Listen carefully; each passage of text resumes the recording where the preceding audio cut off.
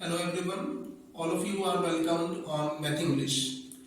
दोस्तों, जैसा कि आप लोगों को मालूम है कि जो मेरा चैनल है मैथ इंग्लिश, ये एक कोशिश की जा रही है मेरे द्वारा ताकि मैं आप लोगों को मैथ्स और इंग्लिश, ये दो सब्जेक्ट्स ऐसे हैं जिनका हमारे बच्चों में बहुत ज़्यादा फोबिया रहता है, बहुत ज़्यादा डर रहता है सीखने को लेके कि किस तरीके से हम अपनी मैथ्स को और किस तरीके से हम अपनी इंग्लिश लैंग्वेज को इम्प्रूव कर सकें। तो उसी के लिए कोशिश की जा रही है मेरे द्वारा कि मैं इजी स्टेप्स में सब्जेक्ट्स को आसान बना के आपको मैथ्स और इंग्लिश ये दोनों सब्जेक्ट सिखा सकूं। तो उसी कड़ी में आज मैं आपके सामने इंग्लिश सब्जेक्ट को लेके हाजिर हुआ हूं और आज हम ये जानने की कोशिश करेंगे कि जब हम किसी लैंग्वेज को सीखना चाहते हैं तो उसमें कौन कौन से स्टेप्स हो सकते हैं जिनसे हम अपनी इंग्लिश या अपनी उस लैंग्वेज को एक तरीके से कमांड उस पर हासिल कर सकते हैं। तो first of all I would like to tell you that English is an international language and it has become a necessity of all of us that we have to learn English and we have to become proficient। हम लोगों को English ना सिर्फ सीखनी है बल्कि हमको उसमें एक तरीके से अपने आप को निपुण बनाना है। We have to make extraordinary in that particular subject। तो इस तरीके से आज हम डिस्कस करेंगे कि किस तरीके से हम अपनी इंग्लिश लैंग्वेज को इम्प्रूव कर सकते हैं।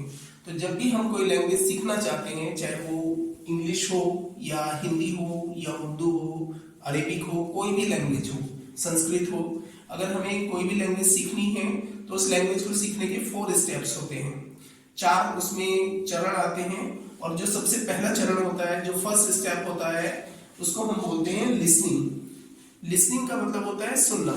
जैसा कि आप जानते हैं कि हम सभी लोग हिंदी बोल पाते हैं क्योंकि हम पैदा उस माहौल में हुए हैं कि हमने अपने चारों तरफ वातावरण में हिंदी को बोलते हुए, सुनते हुए और लोगों को जीते हुए देखा है।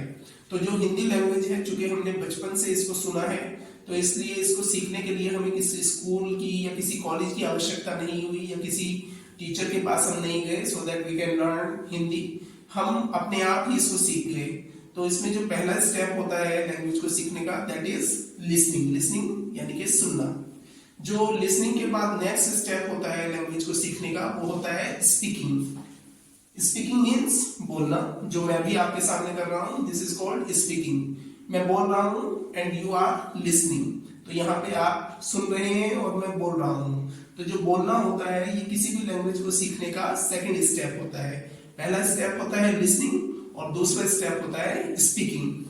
अब जो नेक्स्ट स्टेप आता है, that is third step, that is reading. अगर हम किसी लैंग्वेज को सीखना चाहते हैं तो हमें उस लैंग्वेज को रीड करना आना चाहिए, पढ़ना आना चाहिए। जब हम लिसनिंग कर लेते हैं, जब हम स्पीकिंग करने लगते हैं, फिर हमें रीडिंग भी आना चाहिए ताकि हम उस लैंग्वेज के ऊपर कमांड हासिल कर सकें, हम उस लैंग्वेज में अपने आप को अभ्यस्त बना सकें, निपुण बना सकें। And next step is writing. Writing का मतलब होता है लिखना।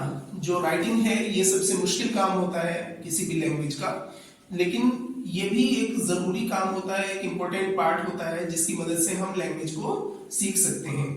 तो इस तरीके से there are mainly 4 steps to learn and language and we can say that we can learn English into these 4 steps. First is listening, second is speaking, third is reading, and fourth is writing.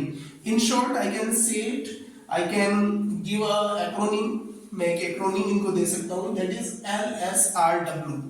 LSRW को अगर हम अच्छी तरीके से अपने जीवन में आत्मसात कर लें, if we live LSRW, हम इसको जीने लगे, हम लिसनिंग करने लगे, हम स्पीकिंग करने लगे, हम रीडिंग करने लगे, हम राइटिंग करने लगे, तो हम देखेंगे कि very soon in our day to day life we will become a good student of English language. तो इस तरीके से हम अपने आप को एक अच्छा स्टूडेंट बना पाएंगे इंग्लिश लैंग्वेज को सीखने का। तो ये वो बेसिक स्टेप्स हैं जिनको हमको फॉलो करना है अपनी डेली रूटीन में, अपनी डेली लाइफ में, ताकि हम इंग्लिश लैंग्वेज को अच्छी तरीके से सीख पाए।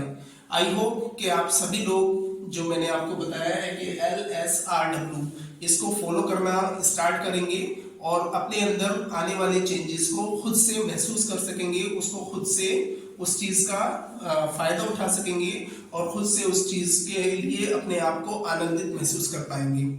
तो बहुत जल्दी मिलते हैं एक नए वीडियो के साथ, जिसमें हम इंग्लिश लैंग्वेज को और किस तरीके से आसानी के साथ हम अपने जीवन में आत्मसात कर सकते हैं, उसको जी सकते हैं, उसको आनंदित हो सकते हैं। इसको लेकर मैं एक वीडियो लेकर आऊंगा आपके सामने।